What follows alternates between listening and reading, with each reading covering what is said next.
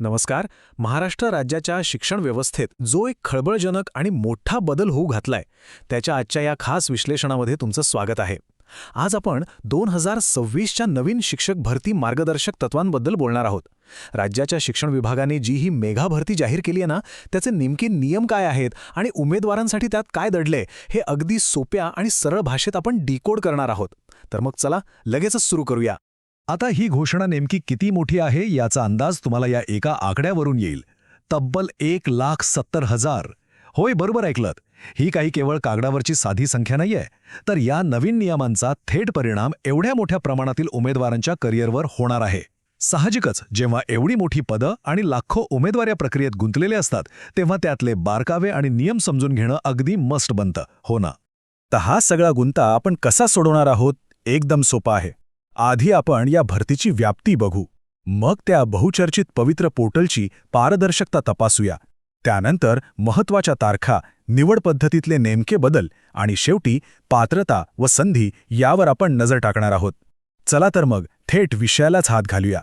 वळूया आपल्या पहिल्या आणि अत्यंत महत्त्वाच्या मुद्द्याकडे. या मेगा भरतीची व्याप्ती नक्की आहे तरी किती मोठी?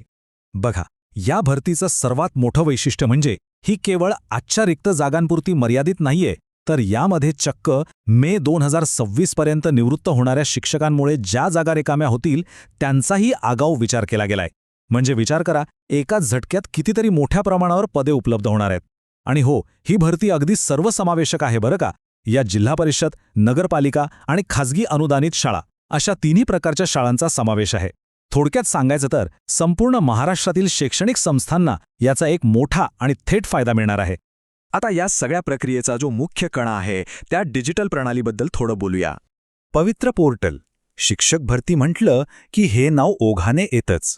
आता हे एक अनिवार्य ऑनलाईन डिजिटल प्लॅटफॉर्म आहे. पण हे इतकं महत्त्वाचं का झालंय?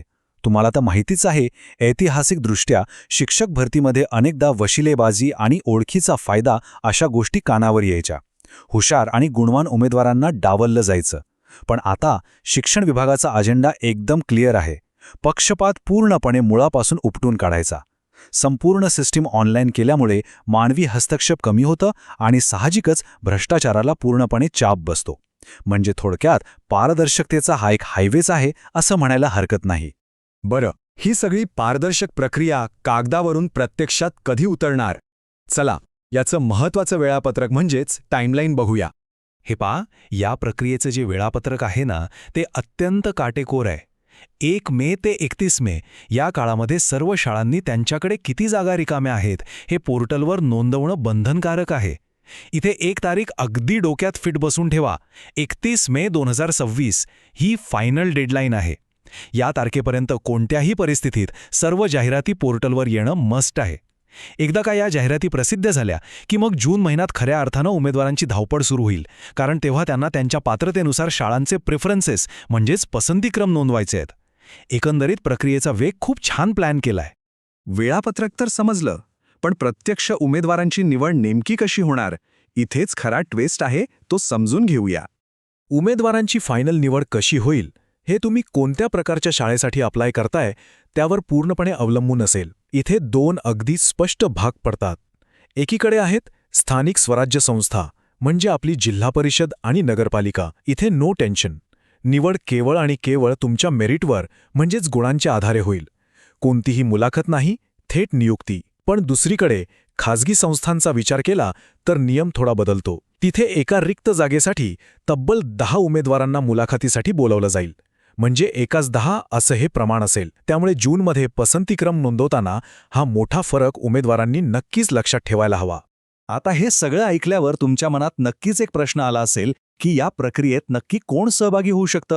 काय आहेत पात्रता निकष? जूनमध्ये जे पसंतीक्रम नोंदवायचे आहेत त्यासाठी 2 अतिशय महत्त्वाच्या अटी आहेत. पहिली आणि बेसिक अट म्हणजे तुम्ही TAIT परीक्षा पास असणं आवश्यक आहे. आणि दुसरी अट थोडी तांत्रिक असली तरी अत्यंत महत्त्वाची आहे.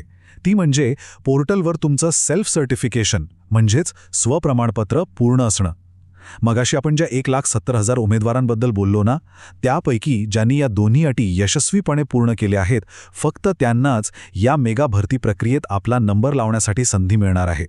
प्रशासकीय पातळीवर एवढी मोठी उलथापालट करण्यामागचं सरकारचं नक्की उद्दिष्ट काय आहे, तर यामागील त्यांची भूमिका अगदी स्पष्ट आहे. शिक्षण विभागाचा असा ठाम विश्वास आहे की त्यांच्या या महत्त्वपूर्ण निर्णयामुळे राज्याचा जो शैक्षणिक दर्जा आहे तो उंचावण्यास मोठी मदत होणार आहे. म्हणजे बघा, गुणवत्तापूर्ण शिक्षक आणि ही पारदर्शक ऑनलाईन प्रक्रिया या दोन गोष्टींची सांगड घालून राज्याच्या शिक्षणाचा स्तर एका वेगळ्याच उंचीवर नेण्याचा हा एक अधिकृत प्रयत्न आहे. आता या सगळ्या माहितीचं आणि नव्या नियमांचं विश्लेषण केल्यावर शेवटी एक अतिशय महत्त्वाचा प्रश्न आपल्यासमोर उभा राहतो. काय ही नवीन, पूर्णपणे पारदर्शक आणि पवित्र पोर्टलवर चालणारी सिस्टीम खरोखरच राज्याचा शैक्षणिक दर्जा उंचावू शकेल का? बघा, कागदावरील नियम आणि मार्गदर्शक तत्त्वे तर खूपच आशादायी वाटतायत, यात वादच नाही. पण त्याची प्रत्यक्ष अंमलबजावणी ग्राउंड लेव्हलवर कशी होते आणि राज्याच्या पुढच्या पिढीवर त्याचे काय दीर्घकालीन परिणाम होतात, हे पाहणं खऱ्या अर्थाने रंजक ठरणार आहे. याच एका विचार करायला लावणाऱ्या प्रश्नासह आजचं हे विश्लेषण आपण इथेच थांबूया. या माहितीपूर्ण प्रवासात सहभागी झाल्याबद्दल खूप खूप धन्यवाद.